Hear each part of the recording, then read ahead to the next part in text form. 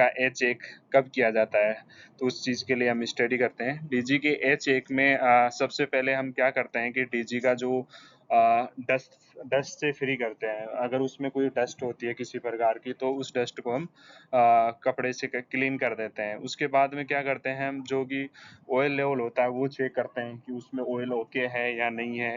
तो ऑयल के लिए चेक करने के लिए उसमें स्केल लगी होती है, उस स्केल को अपन जैसे ही बाहर निकालते हैं तो उसमें मीडियम, हाई और लो उसमें दिखाई पड़ता है। तो वो हम एवरी डे और एवरी शिफ्ट में हम उसको चेक कर सकते हैं। उसके बाद में हम चेक करते हैं ऑल इलेक्ट्रिकल कनेक्शंस हैं वो टाइट हैं कि नहीं है, किसी पे कोरोजन तो नहीं आ रखा, वो चेक करना होता है। उसमें बैटरी के वोल्टेज चेक करने होते हैं। डीजी के लिए बैटरी में 24 वोल्टेज रिक्वायर्ड होता है। 24 वोल्टेज ऑलवेज टाइम चाहिए उसको, अगर वो नहीं मिलेगा तो डीजी अपना स्टार्ट नहीं होगा। बैटरी के टर्मिनल चेक करने होते हैं, बैटरी के टर्मिनल ओके हैं, लूज तो नहीं है, कहीं उस पर स्केल तो नहीं आ रहा है, तो वो चेक करना होता है। कोई लीकेज हो डीजी के अंदर तो वो भी देखना होता है। कहीं क्या होता है कि कोई ऑयल लीकेज होता है, ऑयल कम होने की वजह से फिर उसमें डीजी में दिक्कत आएगी। तो वो लीकेज तो हमें एवरी डे उसमें चेक करना ही है। और कूलेंट लेवल है उसमें चेक करना है कि उसका कूलेंट लेवल ओके है या नहीं है, कूलेंट खत्म तो नहीं हो गया। अगर कूलेंट खत्म हो जाएगा तो अपना डीजी क्या है, वो हाई टेम्परेचर पे अपना ट्रिप करा देगा। तो कूलेंट लेवल एवरीडे हमें चेक करना होता है। वी बेल्ट का कंडीशन चेक करना होता है, वी बेल्ट ओके है या नहीं है। और सारे ऑल टाइप फिल्टर्स हैं उनको चेक करना होता है। और इंजन का जो ऑयल है उसको चेक करना होता है। और इसके अलावा अगर आपको कोई ऑब्जर्वेशन मिलता है तो उसको हमें नोट डाउन कर लेना है। और जो डीजी का एच एक होता है वो एवरीडे एवरी शिफ्ट में हम इसको चेक कर सकते हैं। उसके बाद में हम पढ़ेंगे डीजी का बी चेक। डीजी का बी चेक कब किया जाता है, डीजी के बी चेक में क्या क्या कंपोनेंट की सर्विस की जाती है, उसके रिगार्डिंग हम स्टडी करेंगे। डीजी का जो बी चेक होता है उसमें जो ए चेक होता है उसको हम रिपीट कर देते हैं। जैसे बी चेक कराना होता है हमें तो उसमें ए चेक हम उसमें रिपीट करते हैं। उसके बाद में इंजन ऑयल होता है उसको हम चेंज कर देते हैं। इंजन ऑयल फिल्टर को हम इसमें चेंज करते हैं। बाईपास फिल्टर को हम चेंज करते हैं। मेरिन गियर ऑयल होता है उसको हम रिप्लेस करते हैं। और जो फ्यूल फिल्टर होता है उसको हम चेंज करते हैं। फ्यूल टैंक का जो ब्रीदर है उसको भी हम चेंज करते हैं। एंड्रॉयड ऑयल है उसको भी हम चेक करते हैं, अगर कम है तो हम उसको रिप्लेस कर देते हैं। और अगर ब्रीदर कहीं से कुछ क्रैंकेस है या फिर ओके है तो ठीक है, नहीं तो फिर उसको भी चेंज करना है। एयर फिल्टर है उसको चेक करना होता है, एयर फिल्टर ओके कंडीशन में है तो ठीक है, नहीं तो वो भी रिप्लेस होगा।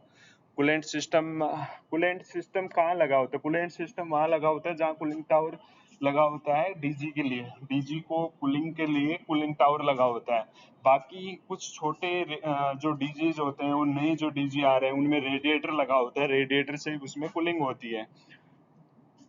उसके बाद में उसका जो बेल्ट हैं, सभी जो मोटर्स या फिर अन्य कोई जो बेल्ट अंदर लगे होते हैं उनको चेक करना होता है। और अगर लूज हो तो उनको एडजस्टमेंट करना होता है, और अगर कहीं से टूटे हुए हो तो उनको रिप्लेस कर देना होता है। और डीजी का जो बी चेक होता है वो कब होता है, डीजी का B check every 300 to 350 hours में इसको डीजी का बी चेक कराना ही होता है। और अगर दूसरी कंडीशन ये है कि 6 मंथ अगर इसमें कंप्लीट हो जाते हैं तो भी इसमें दोनों कंडीशन में इसका बी चेक करना होता है। या तो 300 या 350 हॉर्स इसमें कंप्लीट हो जाए, या फिर इसमें 6 मंथ कंप्लीट हो जाए, तो ये अपना डीजी है वो बी चेक के लिए एप्लीकेबल है।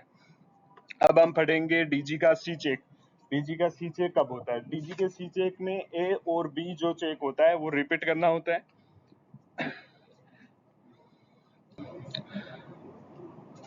ए और बी चेक जो है उसको रिपीट करना होता है। एंड्रॉयड ऑयल है उसको हमें चेंज करना होता है। एंड्रॉयड जो होता है उसका एडजस्टमेंट करना होता है। एंड्रॉयड जो ब्रीदर है उसको रिप्लेस करना होता है। फ्यूल टैंक को अंदर से पूरा फ्यूल निकाल कर उसको अपना जो भी कोई गंदगी है तो उसका इनसाइड से हमें क्लीन करना होता है। रेडिएटर की क्लीनिंग करनी होती है, डिस क्लीनिंग इसमें रिक्वायर्ड होती है, रेडिएटर की पूरी अंदर से क्लीनिंग कर लें। और अगर ज़्यादा कुछ है तो उसका हमें ब्लॉकेज हो रहा है अगर उसमें, तो हम इसका डिस क्लीनिंग भी करवा सकते हैं। वाटर पंप उसका चेक करना होता है। कूलिंग फैन ये कब एप्लीकेबल होगा, जब हमारे पास कूलिंग टावर होगा।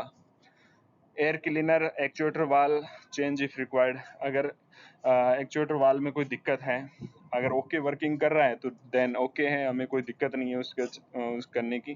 तो और ऑल इलेक्ट्रिकल कनेक्शंस हैं उनको हमें चेक करना होता है। और पोल्यूशन लेवल इसमें मस्ट होता है। पोल्यूशन लेवल से क्या होता है कि एज पर गवर्नमेंट रेगुलेशन वो गवर्नमेंट के जो ऑफिसर्स हैं वो चेक कर सकते हैं कि आपका जो पोल्यूशन लेवल है वो कितना है। अगर पोल्यूशन लेवल अधिक मिलता है तो हमें चार्ज भी कर सकते हैं। तो हम क्या करते हैं, सी चेक में इसका जो पोल्यूशन लेवल है वो हम इसमें चेक कराते हैं। अब हम पढ़ेंगे सी चेक का जो ड्यूरेशन होता है वो एवरी 1 ईयर होता है। एवरी 1 ईयर होता है और 15 हॉर्स में होता है। दो कंडीशन में होता है, या तो आपने 15 हॉर्स कंप्लीट कर दिए हो या डीजी को 1 साल हो चुकी हो, तब हम सी चेक के लिए जो अपना डीजी है वो एप्लीकेबल है। अब डीजी का डी चेक कब होता है? डीजी का डी चेक एवरी 6000 हॉर्स और 2 ईयर के अंदर होता है। और इसके अंदर क्या क्या चेक किया जाता है? डीजी का ABC तो इसमें चेक किया ही जाता है। उसके अलावा जो अपना इंजेक्टर है उसका कैलिब्रेशन रिक्वायर्ड होता है। और जो रोकर होता है उसका कवर गैस्केट हमें रिप्लेस करना होता है। फ्यूल पंप का कैलिब्रेशन कराना होता है।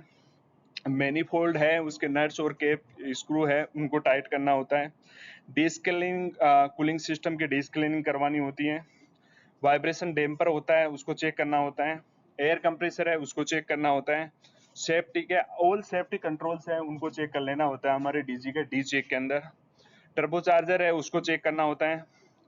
और अपने पूरे डीजी को डिसमेंटल करके उसके पूरे पार्ट्स की सर्विस करके वापस हमें उसको फिक्स करना होता है। डीजी के डी चेक में ऑल जो डीजी है उसके पूरे कंपोनेंट्स की सर्विस होती है, फिर उसको वापस फिक्स कर दिया जाता है।